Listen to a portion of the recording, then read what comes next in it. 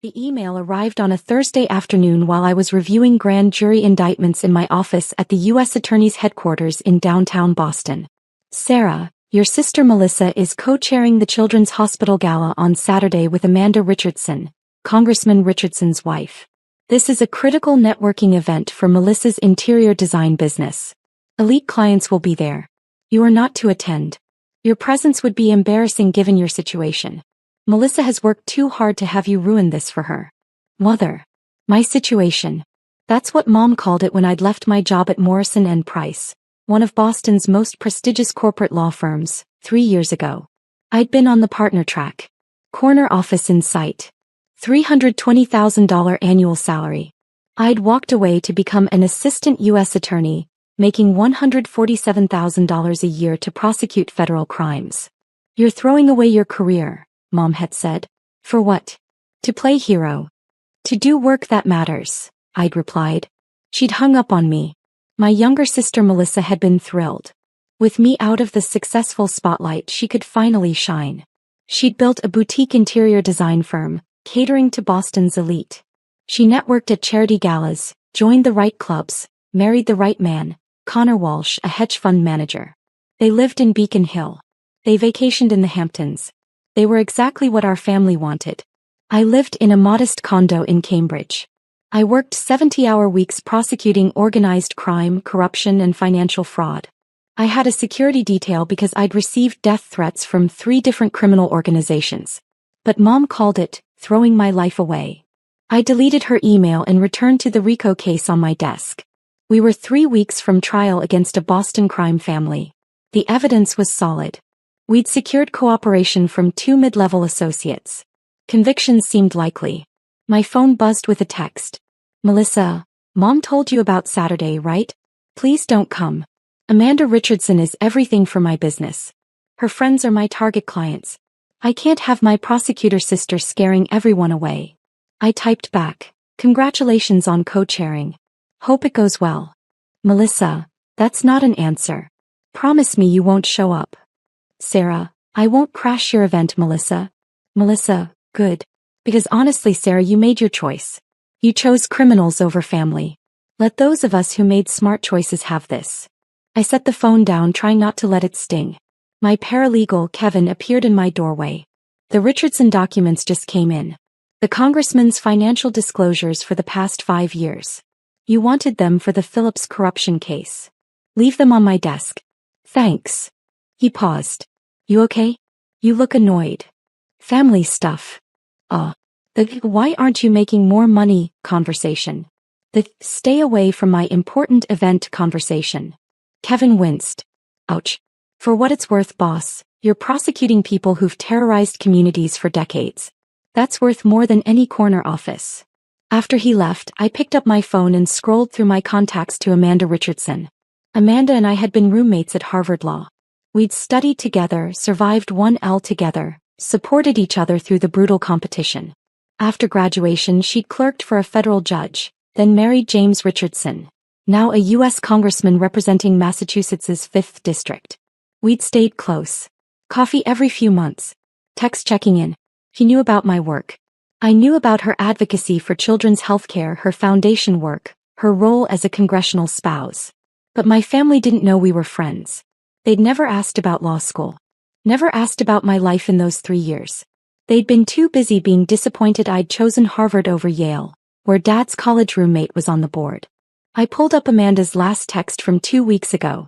Amanda, lunch soon? I miss you. Also, random question. Are you related to Melissa Chin? She's co-chairing the hospital gala with me. I'd responded, yes. My younger sister. How's that going? Amanda, she's enthusiastic. Talks a lot about connections and networking opportunities. Very different energy from you. Sarah, we're very different. Amanda, I'll say. Listen, you should come to the gala. I'd love to catch up and it's for a good cause. Sarah, I'll think about it. Now, staring at Mom's email and Melissa's text, I made a decision. I texted Amanda. Is the invitation still open for Saturday? Amanda, absolutely. I'll add you to the VIP list. Sarah, I'm so glad you're coming. Sarah, one question, Does my family know we're friends? Amanda, your sister? No, I don't think so. She's never mentioned you except to say you work in law enforcement.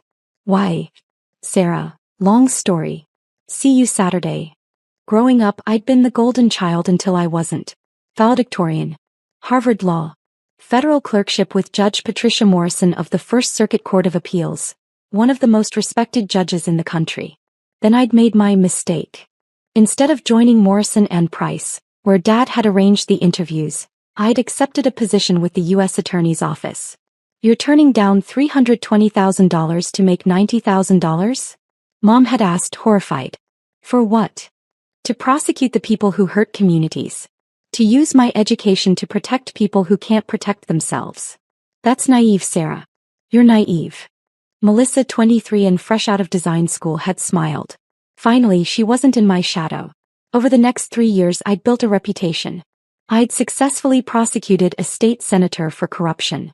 I'd taken down a human trafficking ring. I'd secured convictions against organized crime figures who'd operated with impunity for decades. Last year, at 32, I'd been promoted to senior assistant U.S. attorney. The U.S. attorney himself had recommended me for a federal judgeship when the next vacancy opened. But my family only knew I'd left the good job. They didn't know about the commendations, the cases that made the New York Times, the fact that defense attorneys who'd once been my peers now called me one of the best prosecutors in New England. They'd never asked. Amanda Richardson knew. She texted me after every major case. Saw the news. You're incredible. When I'd received a death threat serious enough to warrant FBI protection, she'd called immediately. Are you safe? What do you need? That's what real friends did. Friday evening my phone rang. Sarah, I'm so excited you're coming tomorrow. But I need to warn you. Your sister has been telling people she's the successful Chin sister, with the important career. I don't think she knows what you actually do. She knows I'm a prosecutor. She told someone you work in local law enforcement. Sarah, you're a federal prosecutor. You work for the U.S. Attorney's Office. Those are very different things. I haven't corrected her. Why not? Because I got tired of defending my choices. Let her think what she wants. Amanda was quiet. You know James and I are hosting, right? If your family treats you poorly tomorrow, I won't tolerate it. You're my friend. You're also one of the most accomplished lawyers I know. Amanda. I mean it. You clerked for Judge Morrison. You've prosecuted cases that changed policy. The Attorney General mentioned you in a speech last month as an example of excellence in public service. I'm not going to let your family diminish that. After we hung up, I sat in my quiet apartment, wondering if attending was a mistake. My boss, U.S. Attorney Richard Chin, no relation, had a different perspective when I'd mentioned the gala during our weekly briefing. You should go, he'd said. Amanda Richardson is an important advocate for issues we care about. Her husband sits on the House Judiciary Committee. These relationships matter. My family will be there. The family that doesn't speak to you because you chose public service? That's the one. He'd smiled grimly. Then they should see what you've become. Not to prove anything to them but to remind yourself. You're a damn fine prosecutor, Sarah. Don't let anyone make you forget that. Saturday arrived.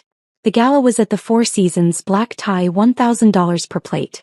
I wore a navy gown I'd bought for legal conferences and arrived at 7:15 p.m. The ballroom glittered with Boston's elite. I recognized faces from the news, philanthropists, business leaders, old money families. At the entrance, Melissa stood with Amanda, greeting guests. Melissa looked stunning in an emerald dress, her blonde hair perfectly styled. She was mid-conversation with an older couple, gesturing animatedly about timeless design principles. Amanda saw me first. Her face lit up. Sarah. She crossed the entrance hall and pulled me into a hug. You look beautiful. I'm so glad you're here. Melissa's head whipped around. Her smile froze. Sarah? What are you doing here? Amanda invited me, I said simply. You know each other? Amanda laughed. Know each other? Sarah was my roommate at Harvard Law. We've been friends for over a decade. Melissa's face went pale. Your roommate. Best friends, actually, Amanda continued warmly. Sarah, come meet everyone. You know Congressman Richardson, of course. James Richardson, tall and distinguished in his tuxedo, shook my hand. Miss Chin. Amanda talks about you constantly. It's wonderful to finally meet in person. The pleasure's mine, Congressman. Please call me James. Anyone who helped Amanda survive 1L has earned first name basis. He turned to the couple Melissa had been speaking with. May I introduce Sarah Chin? She's a senior assistant U.S. attorney, one of the finest prosecutors in Massachusetts. Sarah, this is Robert and Eleanor Whitmore. Robert Whitmore's eyebrows rose. The Sarah Chin? Who prosecuted the Giordano case? Yes, sir. Remarkable work. That conviction sent shockwaves through organized crime in New England. I followed the trial closely. Eleanor added, and the Senator Morrison corruption case. My husband and I have been supporting anti-corruption initiatives for years. Your work has been invaluable. Melissa stood frozen, her mouth slightly open. Amanda linked her arm through mine. Come on, I want you to meet the hospital's board chair. She's been asking about you since she heard you were coming. As we walked away, I glanced back. Melissa looked like she'd been slapped. The next hour was surreal. Amanda introduced me to donor after donor, and each one knew my work. The hospital board chair had followed the human trafficking case. A philanthropist asked about federal-state cooperation in white-collar crime prosecution. A retired judge mentioned he'd read one of my appellate briefs and found it masterfully argued. You didn't tell me you were famous, Amanda teased during a quiet moment. I'm not famous. I'm just good at my job. Sarah, the Attorney General quoted you in a speech. That's famous in legal circles. Across the room I saw Melissa watching us. She stood with Mom and Dad, who'd arrived late. Mom's face was pinched with confusion. Dad looked uncomfortable. At 8:30, Amanda tapped her champagne glass for attention.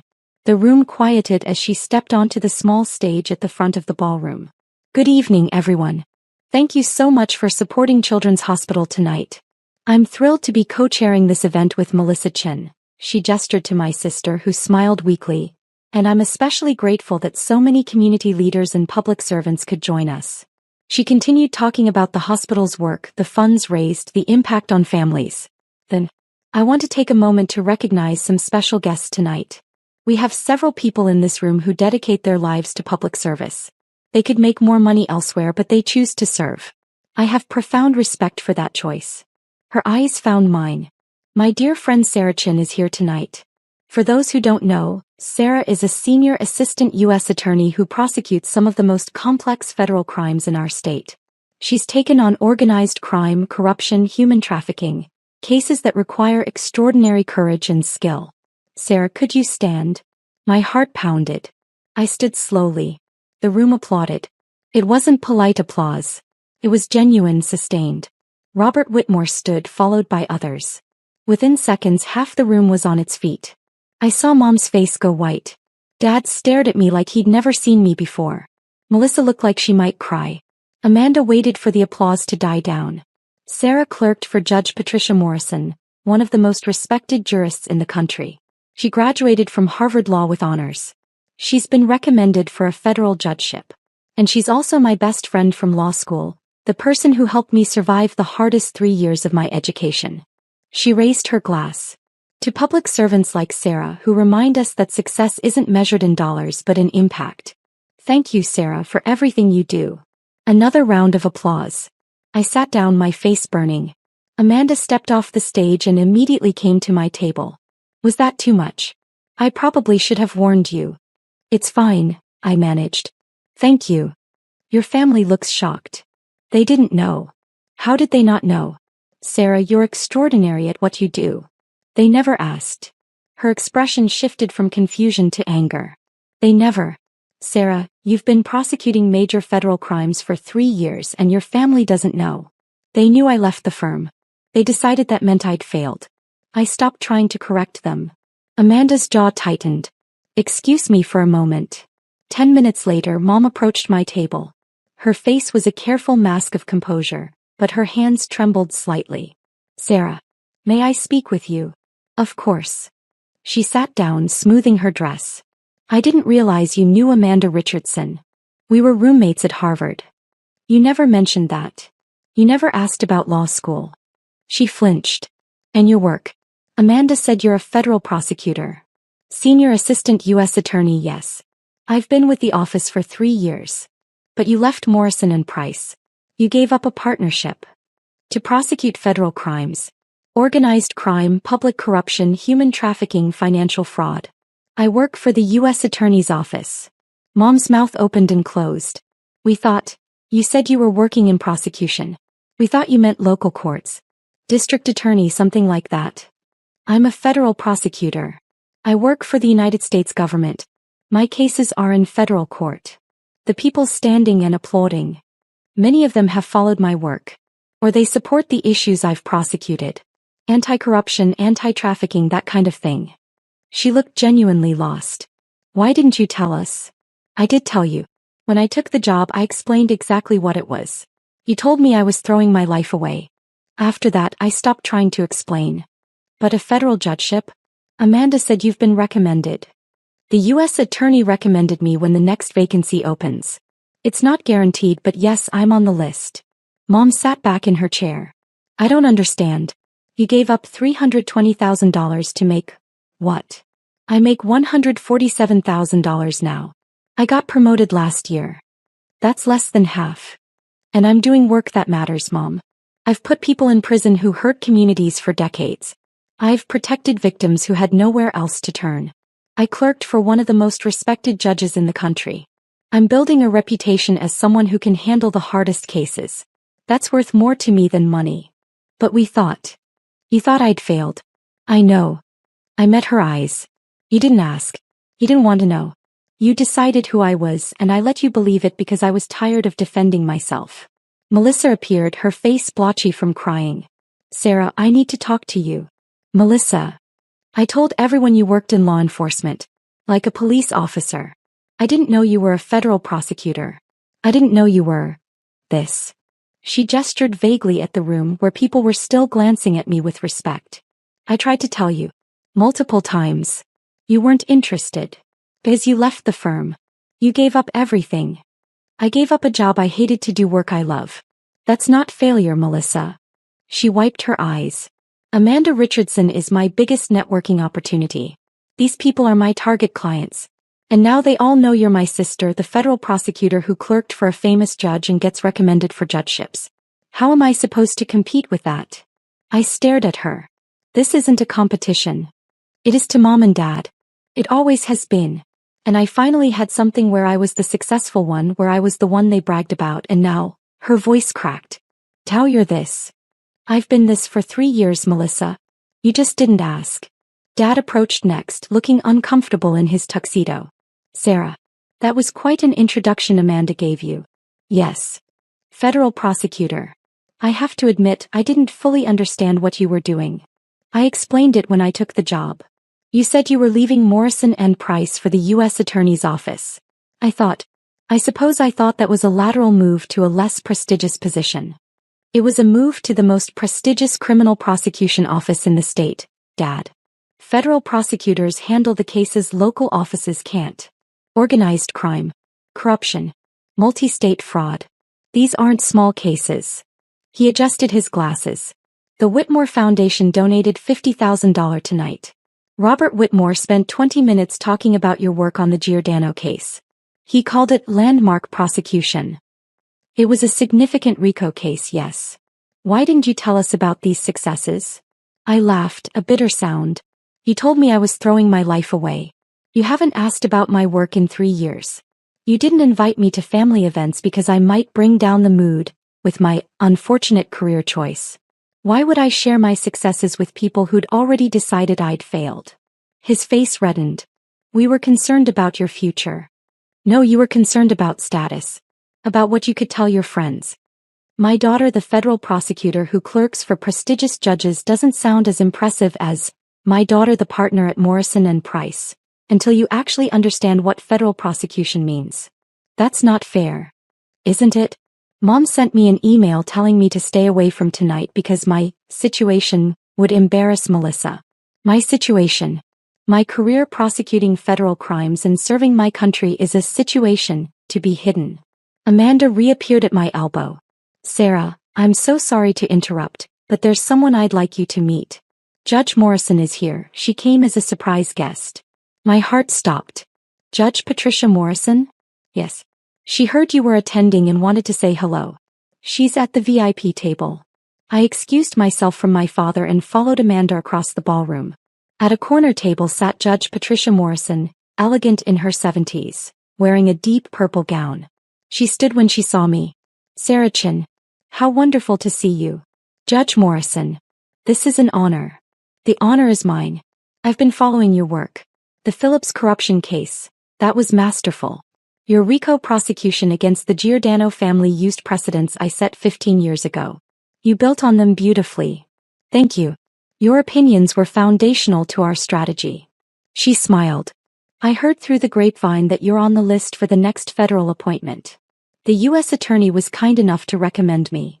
Richard Chin doesn't give recommendations lightly. He told me you're one of the finest legal minds he's worked with. She paused. When the time comes, I'll be calling the Senate Judiciary Committee myself. You clerked for me. I know your work. You'd make an excellent judge. Behind me I heard a soft gasp. I turned to see Melissa standing a few feet away, champagne glass in hand, having apparently followed me across the room. Judge Morrison noticed her. And you are? Melissa Chin. Sarah's sister. The interior designer. Amanda mentioned you're co-chairing tonight. Wonderful work for a wonderful cause. Thank you, Your Honor. Melissa's voice was faint. The judge turned back to me. Sarah, let's have lunch soon. I want to discuss the appellate brief you filed last month. The Fourth Amendment arguments were particularly innovative. After Judge Morrison returned to her table, Melissa grabbed my arm. A federal judge just said she's going to call the Senate for you. Sarah, do you understand what that means? It means she thinks I'd be a good judge. It means you're going to be a federal judge. Before you're 35. Do you have any idea how rare that is? It's not confirmed, Melissa. But it's going to happen. Everyone here knows it. Robert Whitmore told me you're one of the brightest legal minds in your generation. Eleanor Whitmore asked if you were related to me, and when I said you were my sister, she said, you must be so proud. Melissa's eyes filled with tears. And I realized I've never once been proud of you. I've only been jealous. The gala ended at midnight. I was gathering my coat when Amanda found me. Leaving so soon? It's been a long night. Sarah, I'm sorry if I put you on the spot with the introduction. Your family was treating you like you were an embarrassment and I couldn't stand it. You're not an embarrassment. You're extraordinary. Thank you for having my back. Always. He hugged me. Coffee next week? I want to hear about this Phillips case. James is fascinated. He's considering legislation based on the corruption patterns you exposed. I'd love that. As I turned to leave, Mom appeared one more time. Sarah, may I drive you home? I'd like to talk. I have my car. Please. We drove through Boston in silence for 10 minutes before she spoke. I owe you an apology. A significant one. Mom. No, let me finish. Your father and I have spent 3 years treating you like you'd made a mistake. Like you'd thrown away your potential. Tonight I watched federal judges, congressmen, philanthropists, and some of the most powerful people in Boston treat you with genuine respect. Not because of money or status, but because of your work. Because you're good at what you do. Because what you do matters. I didn't respond. Judge Morrison clerked for Supreme Court Justice William Brennan. Do you know that? She's one of the most respected appellate judges in the country. And she thinks you should be a federal judge. She's being kind. She's not kind, Sarah. I looked her up while you were talking to the Whitmores. Judge Morrison is known for being brilliant and exacting. If she says you should be a judge, she means it. We stopped at a red light. Mom's hands gripped the steering wheel. I've been so focused on traditional markers of success. Corner offices. Salaries. Partnership tracks. I didn't see what you were building.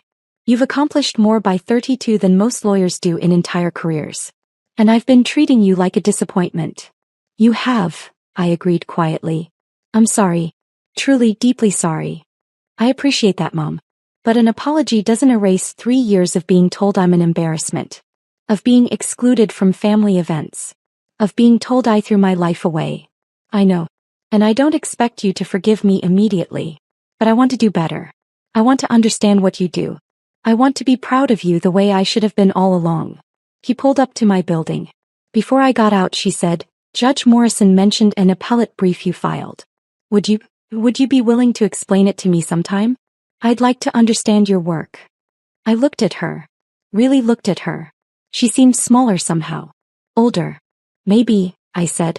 But Mom, if you're going to be part of my life, you need to accept that I chose this career because it's what I want. Not because I failed at something else.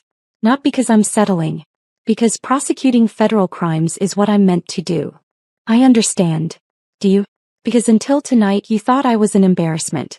Tomorrow when the glow of the gala wears off, will you still think I made the right choice? Or will you go back to wishing I'd taken the corporate job? She was quiet for a long moment. Tonight, I watched my daughter receive a standing ovation from some of the most influential people in Boston. I watched a federal judge, the judge you clerked for, say she's going to recommend you for an appointment. I watched the congressman's wife call you her best friend and introduce you as one of the finest prosecutors in the state. And I realized I've been measuring success with the wrong ruler. That sounds nice, Mom. But words are easy. 3 years of actions say otherwise. Then let me show you through actions. Starting tomorrow. Starting now. I got out of the car emotionally exhausted. Good night, Mom. Sarah? One more thing. Melissa is devastated. Not because you outshone her, though you did, but because she realized she's never really known you. None of us have. We've been so busy judging your choices that we never asked who you actually are. No, I agreed. You didn't. Sunday morning I woke to 15 missed calls and 43 text messages. Melissa, I'm sorry. I'm so sorry. Can we talk? Dad, very proud of what you've accomplished. I should have said that years ago. Mom, coffee this week? I want to hear about your work. Really hear about it. Aunt Carol, your mother told me you're a federal prosecutor. Why didn't anyone tell me? Amanda, people are still talking about you. Robert Whitmore's foundation wants to discuss supporting federal prosecution initiatives. Call me. And one from Judge Morrison's clerk. Judge Morrison would like to schedule lunch. Please contact Chambers to arrange. I ignored most of them and went for a run along the Charles River. When I returned, Kevin had texted. Kevin, boss, you're trending on legal Twitter. Someone posted about Judge Morrison's comments last night. Hashtag federal prosecutor goals is blowing up. I groaned. The last thing I needed was social media attention. But when I checked, it wasn't what I expected. The tweets were from other prosecutors, law students, public defenders, people in the legal community celebrating public service. At Legal under he, Judge Morrison calling for Sarah Chen's appointment is huge. Chen's work on organized crime and corruption is textbook level. This is what excellent prosecution looks like. At Harvard Law 2L, just read about Sarah Chen. Federal prosecutor at 29, recommended for judgeship at 32. She's the reason I want to do public interest law. At public defender, Chen and I are on opposite sides, but I respect the hell out of her work. Fair, ethical, brilliant. She'd make an outstanding judge. My phone rang. U.S. Attorney Richard Chen. Sarah, I'm getting calls about last night. What happened? Amanda Richardson introduced me at a charity gala. It got more attention than expected. He laughed. Judge Morrison called me this morning. She's moving forward with her Senate recommendation. She said, and I quote, Sarah Chen is exactly the kind of prosecutor who should be on the bench. Smart, principled, and unafraid of hard cases. Sir, I don't know what to say. Say you'll accept if the appointment comes through. We need judges like you, Sarah. People who chose this work because it matters, not because it's a stepping stone. After we hung up, I sat on my couch processing. 3 years ago, I'd walked away from prestige and money to do work I believed in. My family had called it a failure. They'd excluded me, dismissed me, treated me like an embarrassment. But I'd built something real. I'd prosecuted cases that changed lives. I'd earned the respect of judges, colleagues, and even opponents. I'd made a difference. That was what success actually looked like. On Monday, Melissa showed up at my office unannounced. The receptionist said you were in trial, she said, looking around my utilitarian government office. But your paralegal said you had 15 minutes between sessions. What are you doing here? I came to apologize. Actually apologize, not just text you. She sat down without being invited. Sarah, I've spent 3 years thinking I'd finally escaped your shadow. That I was the successful one, the one Mom and Dad were proud of. And then Saturday happened and I realized I've never been in your shadow. I've been living in complete ignorance of who you actually are. Melissa. No, let me finish. You prosecute organized crime. You put mobsters in prison. You've had death threats serious enough for FBI protection. I saw the security detail outside this building, Sarah. You're doing actual, dangerous, important work. And I've been calling you a failure because you don't make as much money as I wanted you to make. You were focused on different measures of success. I was focused on the wrong measures. Completely wrong. She wiped her eyes.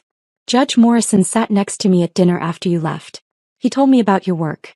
About a human trafficking case where you saved 17 women.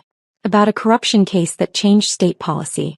About how you could have stayed at Morrison and Price and made millions, but you chose to serve instead.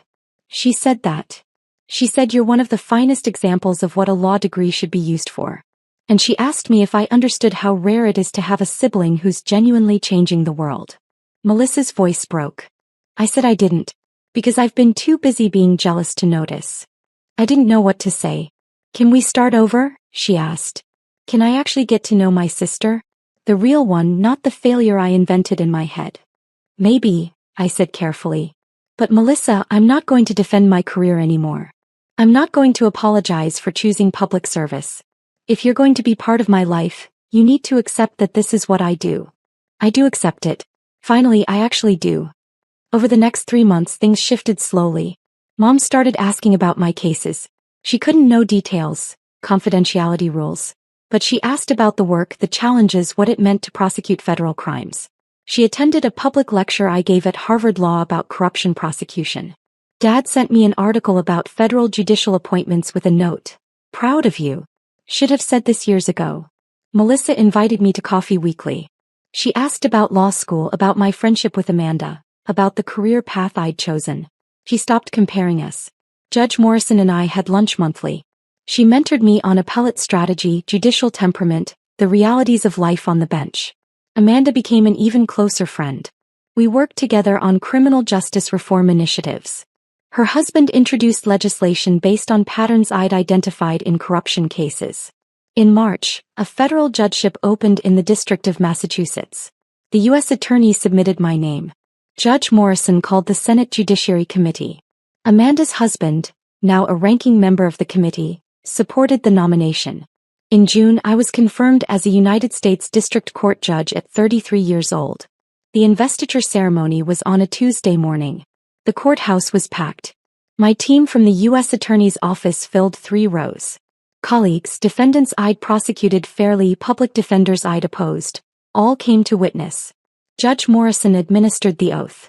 Do you solemnly swear to administer justice without respect to persons, and do equal right to the poor and to the rich, and that you will faithfully and impartially discharge and perform all the duties incumbent upon you as United States District Judge under the Constitution and laws of the United States? So help you God? I do. My family sat in the front row. Mom cried. Dad beamed. Melissa smiled through tears.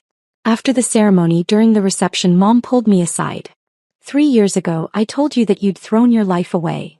I remember. I was wrong. Catastrophically, painfully wrong. You didn't throw anything away.